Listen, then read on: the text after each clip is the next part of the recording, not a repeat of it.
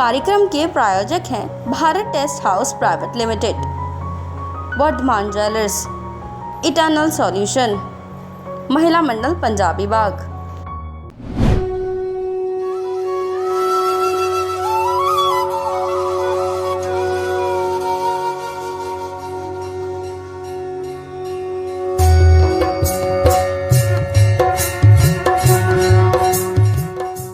नमस्कार, मैं हूं भावना रावत और आप देख रहे हैं MMPV आवाज का खास कार्यक्रम धर्म अनुभूति।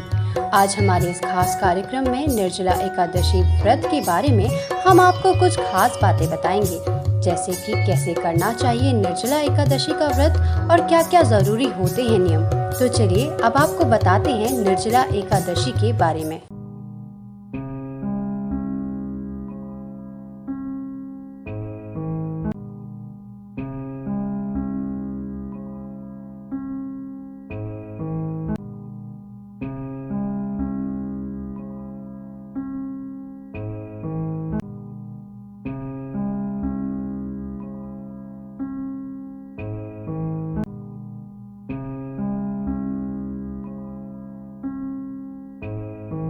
निर्जला एकादशी का व्रत ज्येष्ठ मास शुक्ल पक्ष की एकादशी तिथि को रखा जाता है। इस वर्ष 20 जून 2021 को शाम 4:22 से शुरू होगी और इसका समापन 21 जून को दोपहर 1:32 पर होगा। उदय तिथि के अनुसार निर्जला एकादशी का व्रत 21 जून को रखा जाएगा। व्रत का पारण अगले दिन 22 जून को किया जाएगा। साल भर में 24 और अधिक मास वाले वर्ष की एकादशी को मिलाकर कुल 25 एकादशी आती हैं। इन एकादशियों पर व्रत, पूजा पाठ अथवा दान इत्यादि करने से मनुष्य को जीवन मृत्यु के बंधन से मुक्ति मिलती है और मोक्ष की प्राप्ति होती है। लेकिन इन सब एकादशियों में सबसे अधिक पुण्य प्रभाव ज्येष्ठ शुक्ल एकादशी यानी वर्ष 2021 में 21 जून को आने वाली निर्जला एकादशी का ही होता है। निर्जला एकादशी का व्रत करने से मनुष्य सभी पापों से मुक्ति पाता है। जो मनुष्य निर्जला एकादशी का व्रत करता है उसको मृत्यु के समय मानसिक और शारीरिक कष्ट नहीं होता है। पद्म पुराण के अनुसार ज्येष्ठ माह की शुक्ल एकादशी को यानी निर्जला एकादशी के दिन व्रत करने से सभी तीर्थों में स्नान के समान पुण्य मिलता है।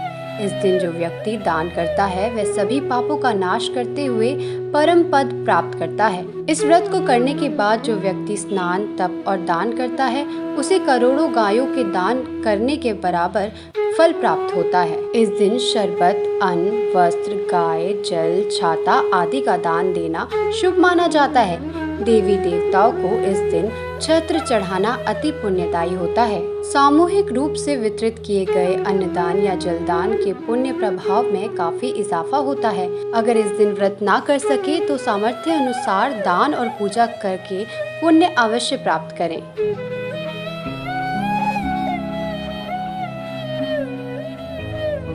निर्जला एकादशी से संबंधित पौराणिक कथा के अनुसार 5 पांडवों में दूसरे भाई भीमसेन खाने पीने के बहुत शौकीन थे और अपनी भूख को नियंत्रित करने में सक्षम नहीं थे। इसी कारण वह एकादशी व्रत को नहीं कर पाते थे। भीम के अलावा बाकी पांडव भाई और द्रौपदी साल के सभी एकादशी व्रतों को पूरी श्रद्धा भक्ति के साथ किया करते थे। भीमसेन अपनी इस लाचारी और कमजोरी को लेकर परेशान थे।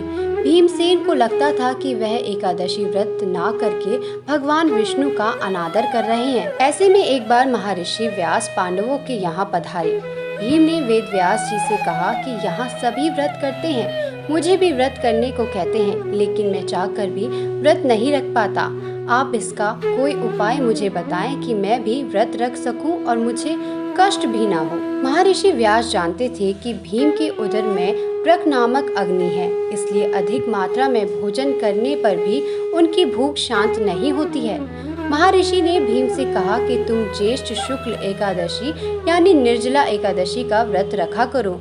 इस व्रत में स्नान, आचमन में पानी पीने से दोष नहीं होता है। इस व्रत से अन्य 23 एकादशियों के पुण्य का लाभ भी मिलेगा। भीम ने भी बड़े मनोयोग से व्रत रखा, लेकिन सुबह होने तक वह अचेत हो गए। तब पांडवों ने उन्हें गंगाजल, तुलसी चरणामृत और प्रसाद देकर उनकी मूर्छा दूर की। इसी वजह से इस एकादशी को भीमसेन एकादशी भी कहा जाता है।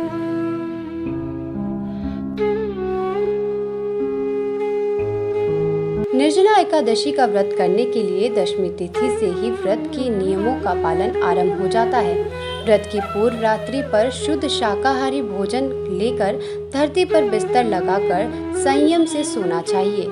एकादशी के दिन स्नान आदि के उपरांत वेदी पर एक जल से भरा कलश रखकर उसके ढक्कन पर नारियल और दक्षिणा रखकर निम्नलिखित मंत्र के जाप और निम्नलिखित स्तोत्रों के साथ भगवान विष्णु की पूजा करें। एकादशी के रात्रि काल में भी भजन करते रहें तथा भूमि पर ही विश्राम करें। एकादशी के व्रत को समाप्त करने को पारण कहते हैं। एकादशी व्रत के अगले दिन सूर्योदय के बाद पारण किया जाता है। एकादशी व्रत का पारण द्वादशी तिथि समाप्त होने से पहले करना अति आवश्यक है। द्वादशी तिथि के भीतर पारण न करना पाप करने के समान होता है। एकादशी व्रत का पारण हरिवासर के दौरान भी नहीं होना चाहिए। जो श्रद्धालु व्रत कर रहे हैं उन्हें व्रत खोलने से पहले हरिवासर समाप्त होने की प्रतीक्षा करनी चाहिए। हरिवासर द्वादशी तिथि की पहली 1/4 अवधि है। द्वादशी को तुलसी के पत्तों आदि से भगवान विष्णु की पूजा करनी चाहिए। पूजा पाठ के बाद ब्राह्मण को भोजन करवाकर दक्षिणा तथा कलश सहित विदा करना चाहिए। अंत में भगवान विष्णु तथा कृष्ण का स्मरण करते हुए स्वयं भोजन ग्रहण करें। हमारे खास कार्यक्रम धर्म अनुभूति में आज के लिए फिलहाल इतना ही। आप बने रहिए MMPV आवाज के साथ।